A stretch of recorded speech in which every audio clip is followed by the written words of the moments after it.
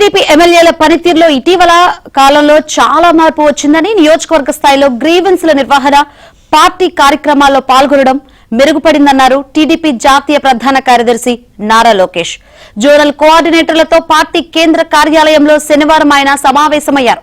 ఎమ్మెల్యేల్లో కొంతమంది తీరు మారాల్సి ఉందని, శాసనసభ్యుల పనితీరుపై గమనిస్తూ ఎప్పటికప్పుడు పార్టీకి నివేదించాల్సిన బాధ్యత జోనల్ కోఆర్డినేటర్లపై ఉందన్నారు. అందరికీ పార్టీనే సుప్రీమని, పార్టీ ఆదేశాలు తప్పనిసరిగా పాటించాలని లోకేష్ స్పష్టం చేశారు. పార్టీ పిలుపునిచ్చిన కార్యక్రమాల అమలు తీరు ఎలా ఉందో క్షేత్రస్థాయిలో కోఆర్డినేటర్లు పర్యవేక్షించాలని సూచించారు.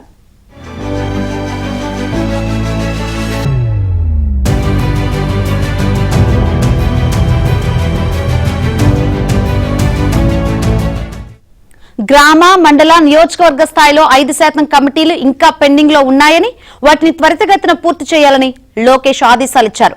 నామినేటెడ్ పదవులు పెండింగ్ లో ఉన్న చోట కూటమి పార్టీల నాయకులతో మాట్లాడి వీలైనంత త్వరలో భర్తీ చేయాలన్నారు. కోఆర్డినేటర్లు, ఇన్ఛార్జి మంత్రుల తమ పరిధిలోని జిల్లాల్లో నెలలో కనీసం 2 రోజులు ఉండడంతో పాటు కోఆర్డినేటర్లు నియోజకవర్గాల వారీగా పార్టీ పరిస్థితిని సమీక్షించాలని లోకేష్ పేర్కొన్నారు. జిల్లాలో నిర్మించ తలపెట్టిన పార్టీ కార్యాలయాల నమూనాలను ప్రదర్శించి కోఆర్డినేటర్ల అభిప్రాయాలను తెలుసుకున్నారు. ప్రతి జిల్లాలో పార్టీ కార్యాలయ నిర్మాణం గురించి ఇన్ఛార్జి మంత్రితో కోఆర్డినేటర్లు చర్చించాలని, వీలైనంత త్వరగా పూర్తయ్యేలా చూడాలని అన్నారు.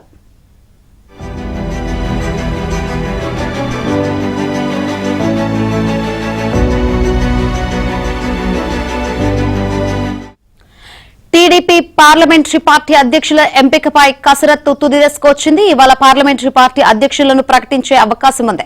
అనకాపల్లి పర్యటన నుంచి శనివారం రాత్రి అమరావతి చేరుకున్న సీఎం చంద్రబాబు పార్లమెంటరీ పార్టీ అధ్యక్షుల ఎంపికపై తుది కసరత్తును పూర్తి చేశారు. సామాజిక సమీకరణాలు, సామర్థ్యం, సీనియారిటీ, విధేయత ఆధారంగా జిల్లా అధ్యక్ష పదవులకు నాయకులను ఎంపిక చేశారు. సీఎం సూచించిన మార్పులు చేర్పులతో ఆదివారం తుది జాబితా ప్రకటించే అవకాశం ఉంది.